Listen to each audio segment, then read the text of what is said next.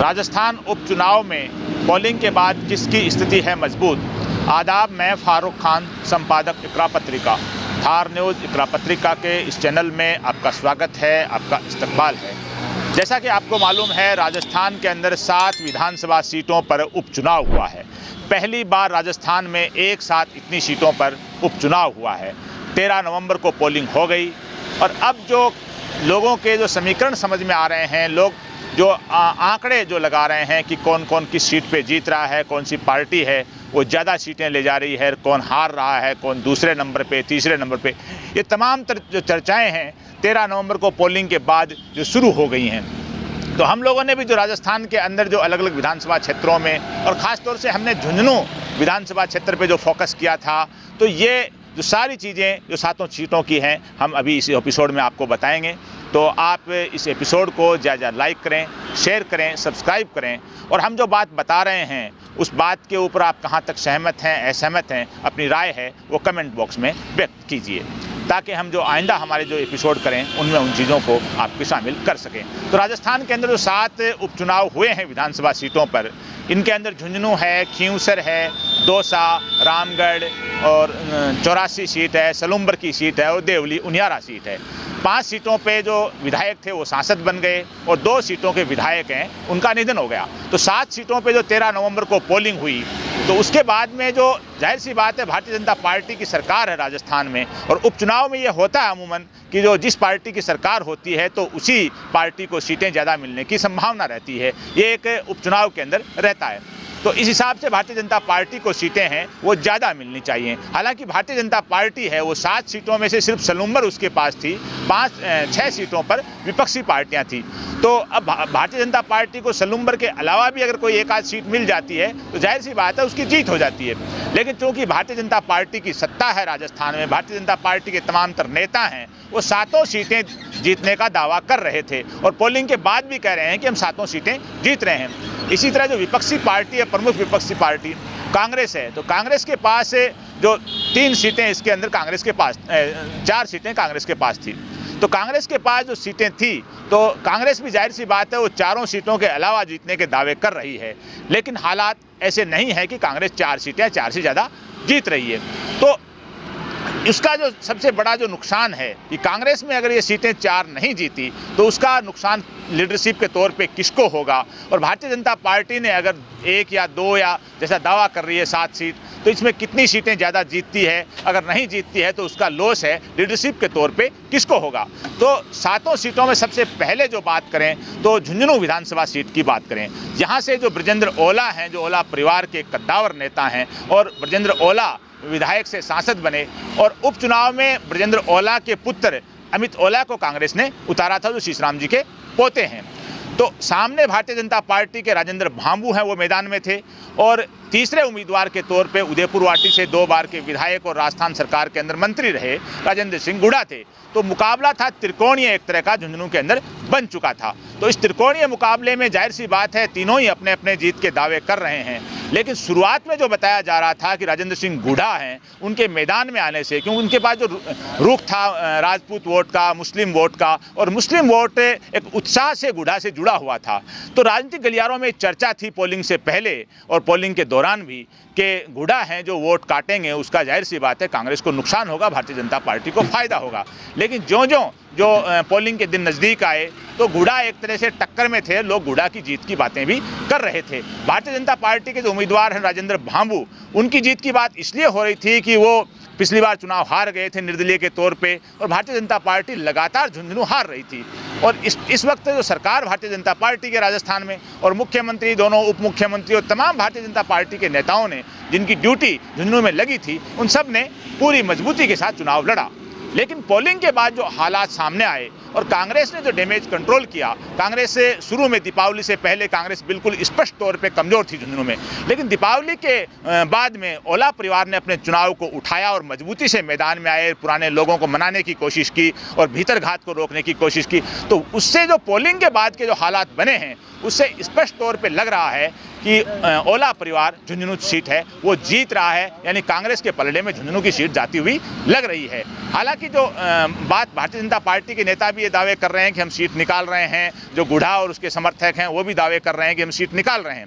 लेकिन राजनीतिक विश्लेषकों का मानना है पोलिंग के बाद कि झुंझुनू सीट है वो कांग्रेस के पाले में जा रही है और गुढ़ा हैं वो तीसरे नंबर की तरफ, लोगों का मानना है कि गुढ़ा तीसरे नंबर की तरफ चले गए हैं। तो अब अगली बात करें खींवसर सीट की, तो खींवसर सीट है वो राजस्थान की सबसे एक तरह की रोचक सीट बनी हुई थी कि 2008 से लगातार हनुमान बेनीवाल जो आरएलपी के प्रमुख हैं वो लगातार वहाँ से वो और उनके परिवार के लोग वहाँ विधायक रहे हैं, अभी वो नागौर से सांसद हैं। तो हनुमान बेनीवाल ने अपनी पार्टी के सिंबल पर अपनी पत्नी कनिका बेनीवाल को उतारा और रेवतराम डांगा जो हनुमान बेनीवाल के साथी रहे हैं उनको भारतीय जनता पार्टी ने उतारा। तो ये टक्कर भी बिल्कुल आमने सामने की टक्कर थी और ऐसा लग रहा था बीच में दीपावली से पहले कि भारतीय जनता पार्टी खींवसर में आसानी से निकल जाएगी। लेकिन जो हालात चुनाव के दौरान बने और हनुमान बेनीवाल ने दीपावली के बाद अपने चुनाव को बड़ी मजबूती से उठाने की जो कोशिश की, उसके परिणाम भी पोलिंग के दौरान सामने ये आए कि जो सीटों की तमाम तरह की बात करें तो सबसे ज़्यादा पोलिंग जो विधानसभा गया हुआ है उससे ज़्यादा पोलिंग खींवसर के अंदर हुई है। तो उसके बारे में चर्चा है राजनीतिक विश्लेषकों की कि खींवसर में जो पोलिंग ज़्यादा हुई है उसका लाभ है कहीं न कहीं हनुमान बेनीवाल की पार्टी को मिलता उसमें लग रहा है। लेकिन लोगों का ये भी मानना है कि जो पोलिंग ज़्यादा हुई है तो उसका कहीं न कहीं अंदर खाने जो भाजपा को भी फायदा मिल सकता है, क्योंकि रेवतराम डांगा है वो भी जाट समुदाय से हैं, हनुमान बेनीवाल भी जाट समुदाय से हैं और भाजपा का मूल वोट और सामान्य वोट अगर ये मिला करके मूल ओबीसी वोट मिला करके ऐसे देखा जाए तो भारतीय जनता पार्टी की स्थिति मजबूत बताई जा रही है। लेकिन फिर भी जो बहुत से जो लोग ये हैं उनका जो राजनीतिक विश्लेषक हैं उनका मानना है कि हनुमान बेनीवाल सीट निकाल लेंगे। ये खींवसर की बात रही। अब बात करें सलुम्बर सीट की, तो सलुम्बर के अंदर भारतीय जनता पार्टी की सीट थी। भारतीय जनता पार्टी के विधायक का निधन हो गया था, भारतीय जनता पार्टी ने विधायक की पत्नी को टिकट दिया और सामने जो बड़ी पार्टी के तौर पे जो मजबूती से जो चुनाव लड़ रही है वहाँ भारतीय आदिवासी पार्टी बाप है वो मैदान में है। तो टक्कर इन दोनों की बताई जा रही है। कांग्रेस भी वहाँ मैदान में थी लेकिन कांग्रेस का कोई ज़्यादा वोट वहाँ नहीं बताया जा रहा है। तो अब इन हालात में जो सहानुभूति के वोट के तौर पे जो लोगों की जो चर्चाएं हैं वो ये बता रहे हैं कि भाजपा सलुम्बर निकाल सकती है। लेकिन आदिवासी वोटों का जो ध्रुवीकरण हुआ है भाजपा और कांग्रेस के खिलाफ, उस हिसाब से लोगों का ये मानना है कि सलुम्बर सीट है वो बाप निकाल सकती है। जहाँ तक 84 सीट की बात है तो 84 सीट है वो राजकुमार रोत सांसद बने तब खाली हुई, तो वो सीट उसके बारे में सभी की चर्चा ये है कि वो आसानी से आदिवासी पार्टी चुनाव निकाल रही है। हालांकि वहाँ भी कांग्रेस पार्टी है वो मैदान में है। तो यहाँ इन 3 सीटों में खींवसर में, सलुम्बर में, 84 में एक विचित्र बात यह है कि जो देश की प्रमुख विपक्षी पार्टी है कांग्रेस, वो तीनों सीटों पे यहाँ चुनाव लड़ रही है। लेकिन तमाम तर लोगों का ये मानना है जो राजनीतिक धरातल से जुड़े हुए हैं कि तीनों ही सीटों पे कांग्रेस है वो तीसरे नंबर पे है और ऐसा नहीं हो कि कांग्रेस की किसी सीट पे जमानत भी जब्त हो जाए। ये खींवसर, सलुम्बर और 84 सीट को लेकर के है। अब घूम करके आते हैं देवली उनियारा।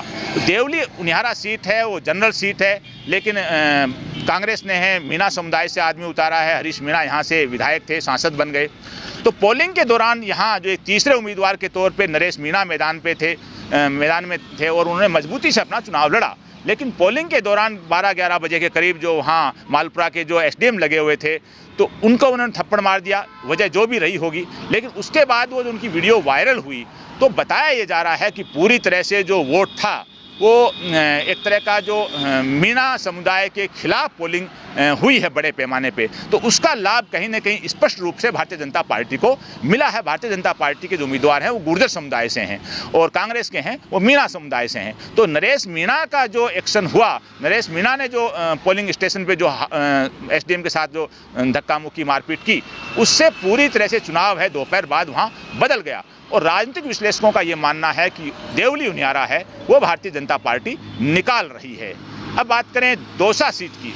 दौसा सीट है उसके वो भी जनरल सीट है और भारतीय जनता पार्टी ने यहाँ मीणा समुदाय से किरोड़ीलाल मीणा जो मंत्री हैं उनके भाई को टिकट दिया था और कांग्रेस ने मुरारीलाल मीणा और सचिन पायलट के कहने पर उनकी सिफारिश पे जो डीडी बेरवा को जो शेड्यूल कास्ट समुदाय से हैं उनको टिकट दिया। यानी जनरल सीट पे दोनों ही बड़ी पार्टियों ने SC ST के उम्मीदवार वहाँ उतारे। तो सबसे बड़ी चीज़ ये है कि दौसा के अंदर जो सामान्य वर्ग का वोट है वो इस चीज़ को लेकर नाराज़ भी हुआ और उसका स्पष्ट जो देखने को ये लगा कि दौसा में 10-12% वोट हैं पिछले बार से कम पोल हुए हैं। तो अब इसके अंदर जो बताया जा रहा है कि सचिन पायलट ने दौसा को लेकर के, देवली उनियारा को लेकर के, दोनों सीटों पे सचिन पायलट की प्रतिष्ठा थी, वो दांव पे थी, क्योंकि दोनों सीटें उन्हीं के उम्मीदवारों के पास थी।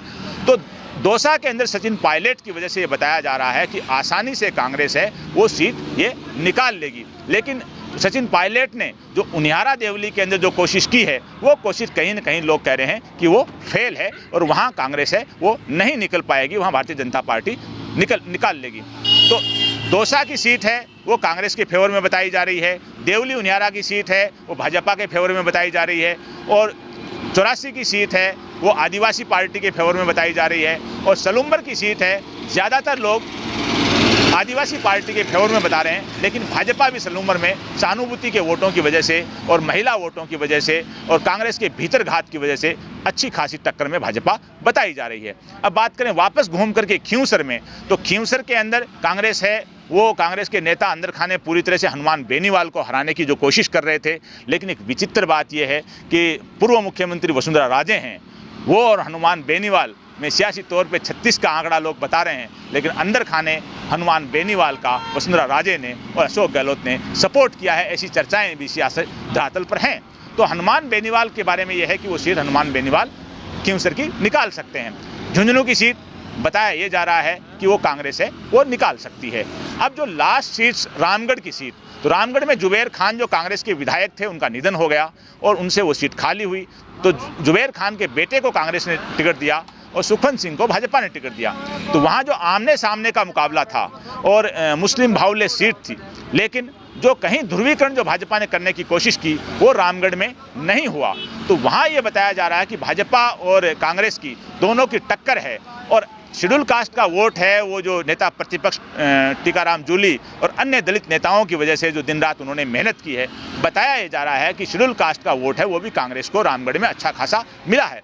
अगर ये शेड्यूल कास्ट का वोट और जुबैर खान का वोट कांग्रेस का और मुस्लिम वोट ये अगर मिलकर के अगर एक मुश्त पड़े हैं, तो रामगढ़ की सीट है उसके अंदर जो पक्ष है वो कांग्रेस का मजबूत बताया जा रहा है। तो अब अगर स्पष्ट तौर पे देखें तो हमारा आकलन, हमने जो लोगों से सुना है, राजनीतिक विश्लेषकों से, पत्रकारों से जो बात हुई है, तो स्पष्ट तौर पे दौसा है वो कांग्रेस जीत रही है, और दूसरी झुंझुनू है उसके बारे में बताया जा रहा है जीत सकती है, और खींवसर है वो हनुमान बेनीवाल के खाते में जा रही है, और 84 है वो आदिवासी पार्टी के, और सलूम्बर है वो दोनों में भाजपा और आदिवासी पार्टी में टक्कर है, और रामगढ़ की सीट है वहाँ भी कांग्रेस और भाजपा की टक्कर है, और देवली उनियारा वो भाजपा को जा सकती है। यानी स्पष्ट तौर पे जो भाजपा जो 7 सीटों का जीतने का दावा कर रही है वो 7 सीटें नहीं जीत रही है, और जाहिर सी बात है अगर 2 या 3 सीटें भी भाजपा ने नहीं जीती तो प्रदेश की भाजपा की लीडरशिप है, यानी मुख्यमंत्री भजन लाल शर्मा और प्रदेश अध्यक्ष हैं, उनकी लीडरशिप पे सवाल जरूर उठेंगे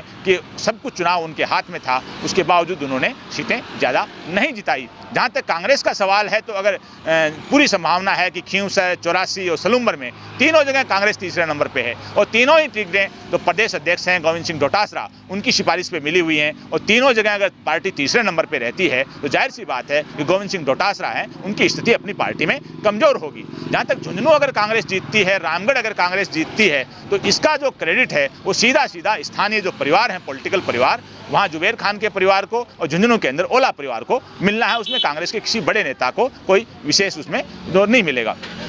अब दौसा की बात है, अगर दौसा में अगर कांग्रेस जीतती है तो उसका सीधा सीधा लाभ है वो सचिन पायलट को और मुरारी लाल मीणा को मिलेगा पॉलिटिकल तौर पे। लेकिन अगर देवली उनियारा जो कांग्रेस हारती है, जो लग रही है कि हार रही है, तो उसका सचिन पायलट को कहीं ना कहीं सियासी तौर पे नुकसान होगा, क्योंकि देवली उनियारा जिस डिस्ट्रिक्ट में है उसी डिस्ट्रिक्ट हेडक्वार्टर की टोंक सीट से सचिन पायलट हैं, वो विधायक हैं, वो एरिया उन्हीं का माना जाता है। तो ये तमाम जो सियासी आकलन हैं, तो और उसमें कौन जीतेगा कौन नहीं जीतेगा ये तो 23 नवंबर को ही मालूम होगा। लेकिन अभी तक के जो हालात हैं, न कांग्रेस की 7 सीट आ रही हैं, न भाजपा की 7 सीट आ रही हैं, न आसानी से हनुमान बेनीवाल चुनाव हारते हुए लग रहे हैं। जहां भाजपा और कांग्रेस ने, एक और चीज़ है कि खींवसर में भाजपा और कांग्रेस उनके उम्मीदवार तो अलग अलग थे, लेकिन दोनों की लीडरशिप चुनाव लड़ रही थी तो हनुमान बेनीवाल को हराने के लिए लड़ रही थी। अगर हनुमान बेनीवाल चुनाव नहीं हारते हैं तो वो सीधी सीधी न सिर्फ हनुमान बेनीवाल की जीत है बल्कि भाजपा और कांग्रेस दोनों की हार भी है। और अगर ये जो 3 सीटों में खींवसर में, सलूम्बर में, 84 में कांग्रेस तीसरे नंबर पर रहती है तो ये सीधी सीधी गोविंद सिंह डोटासरा की हार है, क्योंकि टिकटें उन्होंने दिलवाई थी।